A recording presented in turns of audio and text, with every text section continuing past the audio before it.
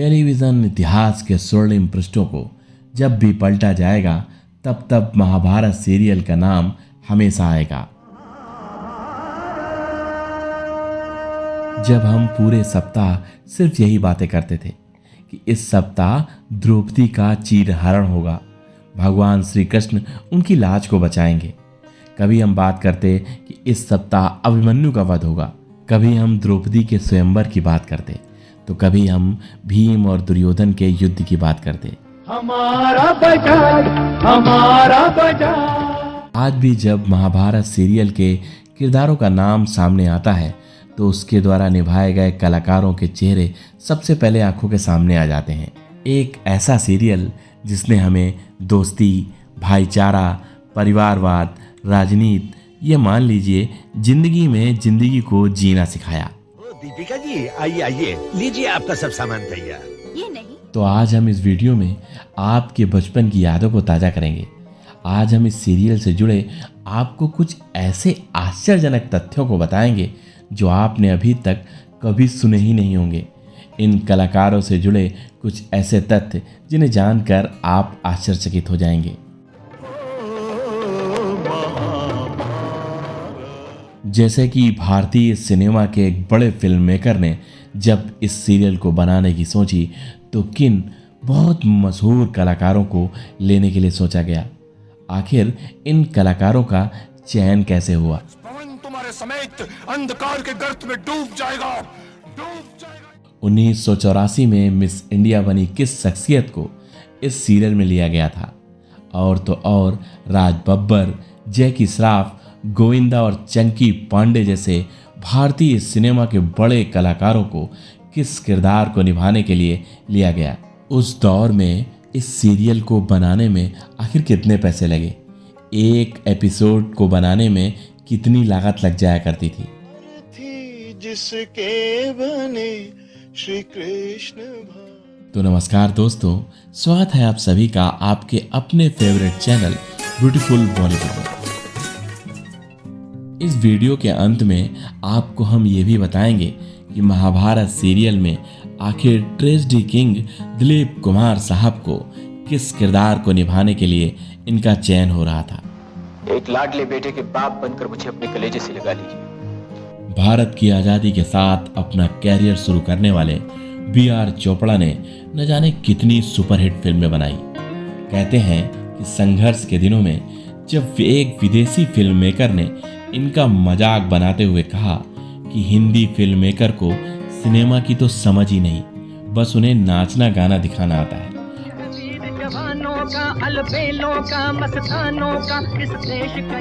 और ये गाने ही इनके हिट होने का कारण होते हैं। तब इन्होंने एक ऐसी फिल्म बनाई जिसमें एक भी गाना नहीं था। फिल्म का नाम था इफ्तिफाक और जो सुपर डुपर हिट भी हुई।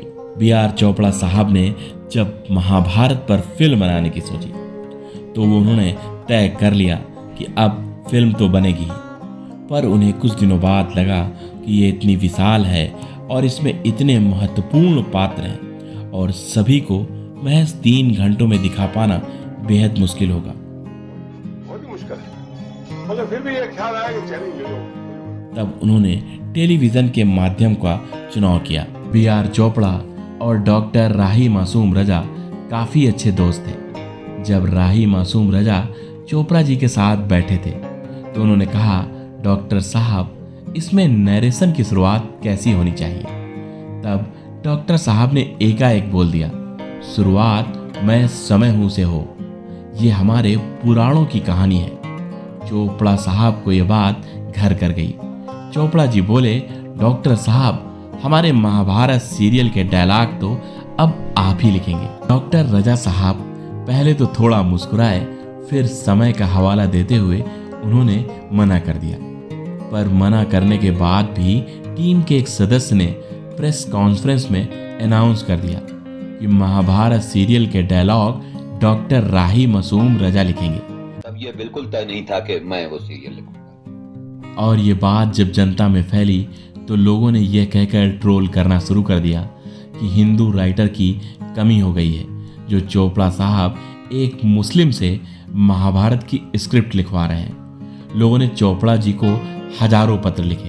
तब B.R. चोपड़ा साहब उन सभी पत्रों को लेकर डॉक्टर राही मासूम रजा के पास पहुंचे और कहा कि मुझे पूरा विश्वास है कि आप ही सिर्फ इस स्क्रिप्ट को लिख सकते हैं। रजा साहब, अब भारत के भूतकाल की कहानी को वर्तमान काल की कहानी से जोड़ने का काम आपको ही करना है। रजा साहब ने इस चुनौती को स्वीकार कर लिया। चोपड़ा जी ने अपने पुत्र रवि चोपड़ा को निर्देशन की बागडोर दी। समाचार पत्रों में कलाकारों के लिए विज्ञापन दिए गए। उसके बाद सबसे पहले चुनाव हुआ गूफी पेंटल का, जिनका काम था कास्टिंग डायरेक्टर का। अब गूफी जी को यह जिम्मेदारी मिली कि वो महाभारत सीरियल के लिए बेहतरीन कलाकारों का चयन करें और जो बेहतरीन कलाकार बहुत बेहतरीन हिंदी उच्चारण कर सकें। लगभग 35,000 लोगों का ऑडिशन हुआ। 1500 लोगों का उसमें से चयन हुआ। सबसे पहले राजा भरत से महाभारत सीरियल की शुरुआत होनी थी। इस छोटे से रोल को निभाया उस समय के मशहूर कलाकार राज बब्बर ने। वे चोपड़ा साहब के बेहद करीबी थे। उन्होंने B.R. चोपड़ा जी की इंसाफ का तराजू से डेब्यू किया था और उनके साथ उन्होंने निकाह, आज की आवाज़, किरदार जैसी कई मशहूर फिल्मों में काम भी किया। हाँ, ये रोल भले ही छोटा था पर उनके किरदार से ही महाभारत सीरियल की नींव पड़नी थी। गजेंद्र सिंह जी बताते हैं कि 35,000 लोगों में पहले 15,000 लोगों और फिर 3500 और उसमें से 1500 और फिर 12 लोगों का चयन हुआ। क्योंकि ये अपमान हुआ है मेरा। गूफी पेंटल और मुकेश खन्ना एक साथ एक एड में काम कर चुके थे, तो गूफी जी ने सबसे पहले मुकेश खन्ना जी का चयन किया। सर, वहाँ पर भी होती है पिता महाराज, परंतु गोटियां दूसरे प्रकार की होती, वो भी दुर्योधन के किरदार के लिए। मुकेश खन्ना ने साफ इनकार कर दिया। उनका कहना था कि उनके अंदर से नकारात्मक मतलब कि खलनायक का किरदार निकलता ही नहीं। उन्हें अर्जुन, कृष्ण या कर्ण का रोल बेहद पसंद है। शायद गूफी पेंटल जी के पास इन सभी किरदारों के लिए मुकेश खन्ना की जगह थी ही नहीं। इसलिए गूफी जी ने द्रोणाचार्य का रोल मुकेश खन्ना को ऑफर किया और मुकेश खन्ना जी मान भी गए। पर मुकेश खन्ना के परिवार वालों को जब ये पता चला कि मुकेश खन्ना द्रोणाचार्य का रोल निभा रहे हैं, तब उनके घर वालों ने उनसे कहा कि अरे मुकेश, तू क्या पागल हो गया है जो दुर्योधन का रोल छोड़कर द्रोणाचार्य का रोल कर रहा है। पर मुकेश जी अपनी जिद पर अड़े रहे। मुकेश द्रोणाचार्य के रोल के लिए मुहूर्त पर पहुंच गए थे। तभी भरत बने राज बब्बर साहब ने जब मुकेश खन्ना को देखा तो उनसे पूछ लिया, अरे मुकेश, तुम इस सीरियल में कौन सा रोल कर रहे हो? मुकेश खन्ना जी ने मुस्कुराते हुए कहा, अभी तक तो मैं द्रोणाचार्य बना हूँ। सीरियल के मुहूर्त की तैयारियां पूरी हो गई थी। सभी कलाकार ऑडिशन देने के लिए पहुंच गए थे। तभी पता लगा कि महाभारत में भीष्म का किरदार निभाने वाले जाने माने कलाकार विजेंद्र घट के वहां पर पहुंचे ही नहीं। और पता करने पर पता चला कि विजेंद्र घट के नहीं आ रहे हैं। उन्होंने ये कहकर मना कर दिया कि उन्हें एक वृद्ध व्यक्ति का रोल काफ़ी ज़्यादा दिनों तक निभाना पड़ेगा, इसीलिए उन्होंने मना कर दिया। तभी मुकेश खन्ना को जल्दी से भीष्म पितामह की कॉस्ट्यूम पहनाई गई और डायलॉग बोलने को कहा गया।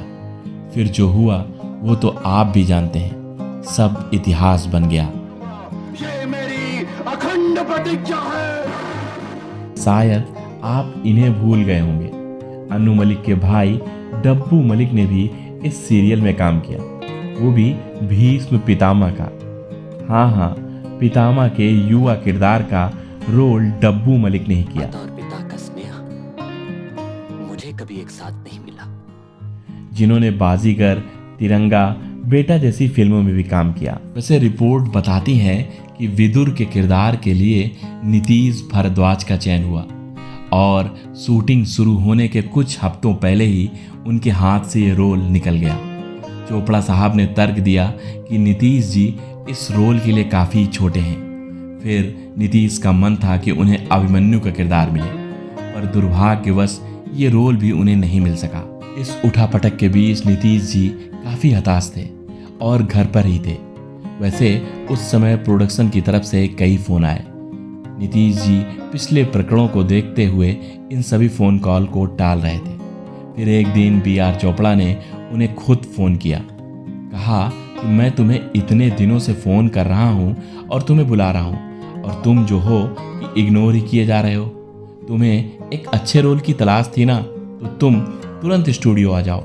नीतीश भारद्वाज जब स्टूडियो पहुँचे तब बी.आर. चोपड़ा के बेटे रवि चोपड़ा ने उनके लिए समोसे और कचौरी मंगाई, साथ ही उनकी फेवरेट चाय भी मंगवाई।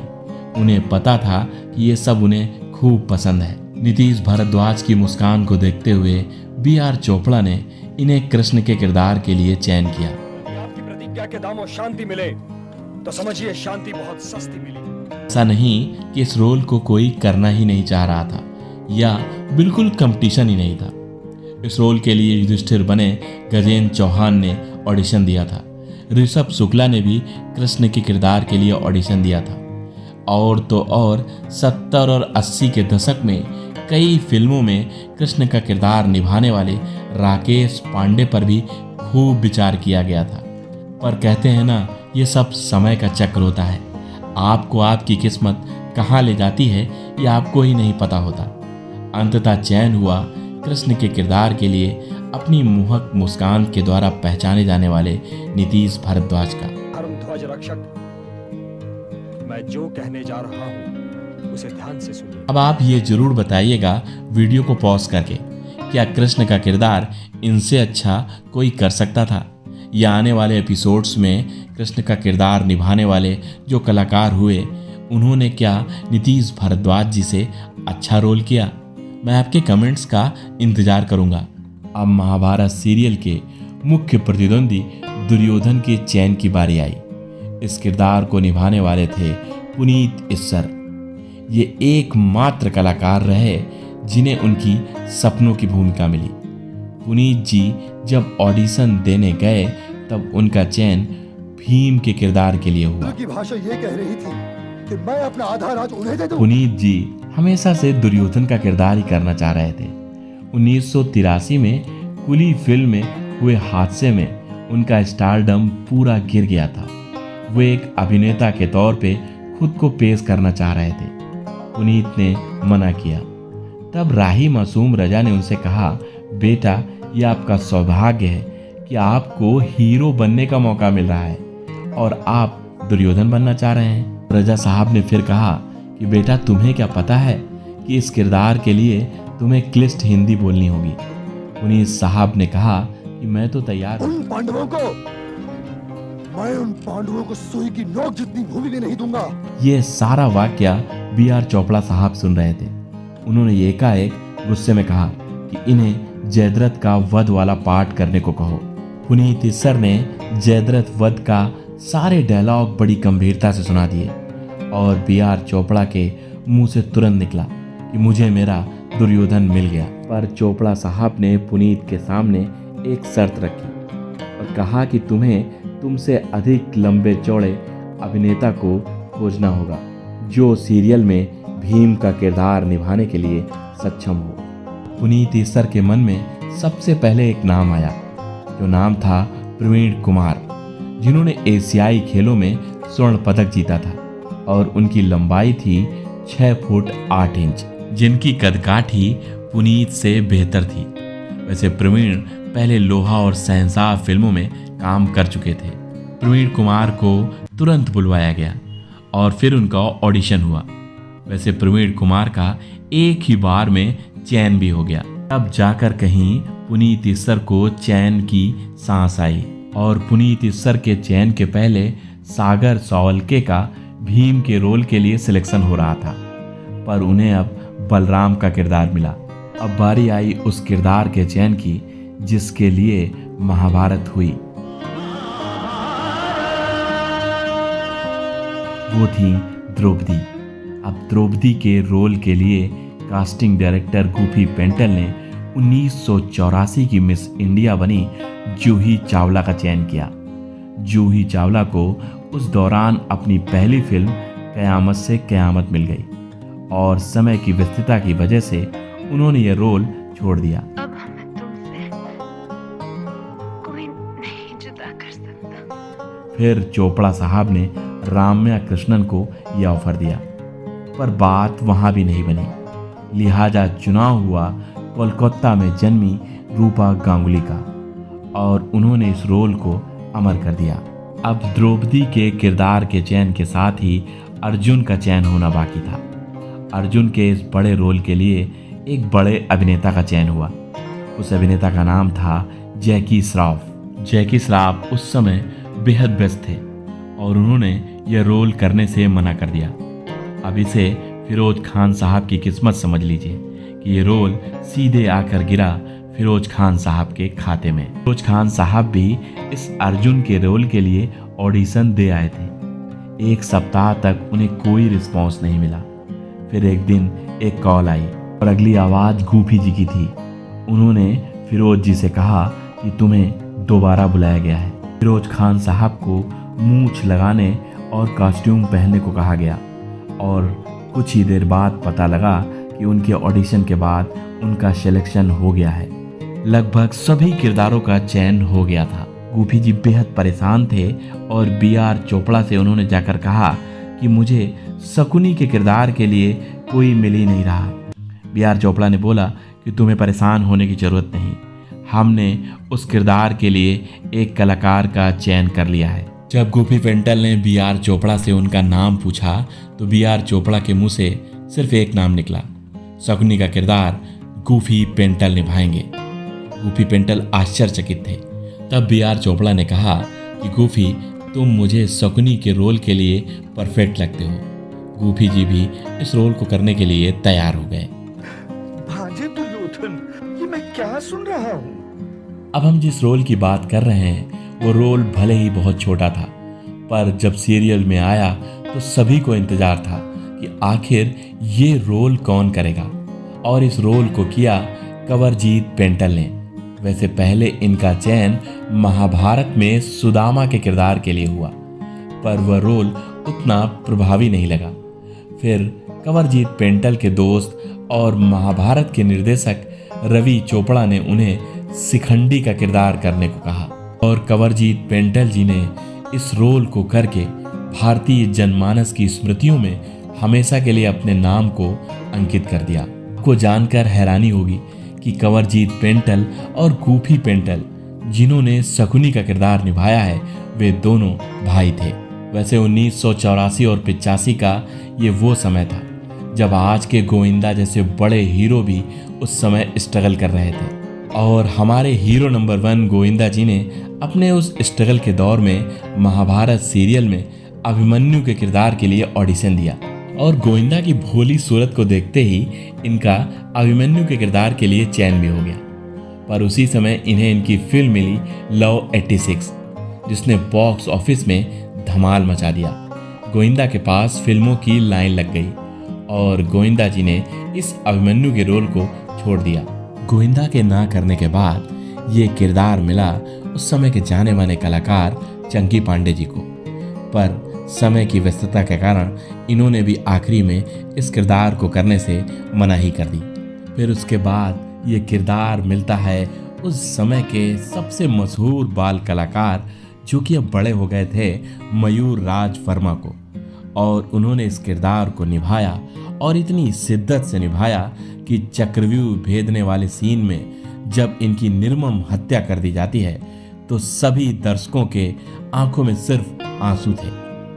सभी किरदारों का चयन हो गया तो अब जरूरत थी सूत्रधार की जो इस पूरे एपिसोड को वर्णन करे, जो था समय का किरदार, और इसके लिए होनी चाहिए थी एक दमदार आवाज। बीआर चोपड़ा के मन में सबसे पहले सिर्फ और सिर्फ एक नाम आया। वो नाम था हमारे ट्रेजेडी किंग दिलीप कुमार साहब का, जो उन दिनों चोपड़ा साहब के बेहद करीब थे। कुछ दिनों तक विचार के बाद निष्कर्ष ये निकल के आया कि इसके लिए एक प्रोफेशनल वॉइस ओवर आर्टिस्ट की जरूरत पड़ेगी। तब जाकर सभी की राय आकर रुकी voice over artist Harish Bhimani पर। गूफी पेंटल ने अगले दिन हरीश जी को फ़ोन किया और कहा रात 10 बजे स्टूडियो पहुंच जाना। हरीश जी ने तुरंत मना कर दिया, कहा कि मैं रात को रिकॉर्डिंग नहीं करता हूं, दिन भर शूटिंग के बाद मेरी आवाज़ खराब हो जाती है। तब गूफी जी ने कहा, तू नखरे न कर, बस सीधे आ जा। हरीश रात 10 बजे पहुंच गए। हरीश जी ने जब वॉइस ओवर किया तो किसी को भी नहीं पसंद आया। कई रीटेक हुए। फिर रजा जी बोले, ये महाभारत के समय की आवाज़ है। उन्होंने कहा कि ये समय की आवाज़ होती कैसी है, स्क्रीन पर ये कैसा दिखाई देगा। जवाब मिला कि कुछ भी नहीं दिखेगा। रजा जी ने कहा कि आकाशवाणी और ईश्वर की आवाज़ नहीं है, ये समय की आवाज़ है। और फिर जाकर जो आवाज़ आई उसने हमेशा और हमेशा के लिए हरीश जी को भारतीय सिनेमा के फिल्म जगत में अपनी एक अलग पहचान दे दी। मैं समय हूँ। फिर क्या था, काम शुरू हो गया। लगभग 2000 पन्नों की स्क्रिप्ट, 2 साल तक लगातार चली शूटिंग। उस जमाने में 9 करोड़ रुपए की लागत आई सीरियल को बनाने में। हर एपिसोड में लगभग 10 लाख के आसपास पैसे लग जाते थे। आज भी हम जब इतने सालों पुराने इस सीरियल को देखते हैं तो हमें लगता है कि मानो प्रत्यक्ष महाभारत हमारे सामने ही चल रही हो। इस सीरियल के बनने से पहले प्रति एपिसोड में आने वाली लागत को लगभग 6 लाख रुपए रखा गया था, पर खर्चे इतने बढ़ गए कि प्रति एपिसोड 10 लाख तक पहुंच गया। सभी प्रमुख कृष्ण, दुर्योधन, भीष्म, कुंती, द्रौपदी जैसे किरदारों को निभाने वाले कलाकारों को लगभग समान वेतन मिला। इस वेतन की रकम थी 3000 रुपए प्रति एपिसोड। महाभारत सीरियल में नकुल और सहदेव का किरदार निभाने वाले समीर चित्रे और संजीव चित्रे निजी जिंदगी में भी सगे भाई थे। वैसे आप बताइएगा कि महाभारत सीरियल का सबसे बेहतरीन किरदार आपको कौन से लगा? सबसे अच्छी एक्टिंग किस कलाकार ने की? आपकी आंखों के सामने महाभारत सीरियल का नाम लेते ही कौन सा किरदार आ जाता है? आप उसका कमेंट बॉक्स में नाम जरूर लिखिएगा। क्या दिलीप कुमार साहब अगर मैं समय हूँ का वॉइस ओवर करते तो क्या हरीश भिमानी से अच्छा करते? आपके क्या राय है? आप कमेंट बॉक्स में ज़रूर बताइएगा। और अगर आपको ये वीडियो थोड़ा सा भी अच्छा लगे तो प्लीज़ लाइक ज़रूर करिएगा, क्योंकि आपका लाइक हमारे द्वारा इस 10, 15, 20 मिनट के वीडियो में की गई 30 से 35 घंटों की मेहनत को और हिम्मत देता है और हमें अंदर से प्रोत्साहित करता है। परंतु मेरा आशीर्वाद तुम लोगों के ध्वज के साथ सदैव रहेगा। तो प्लीज़ लाइक जरूर करिएगा। तो चलिए मिलते हैं अगले वीडियो में। जय हिंद, जय भारत।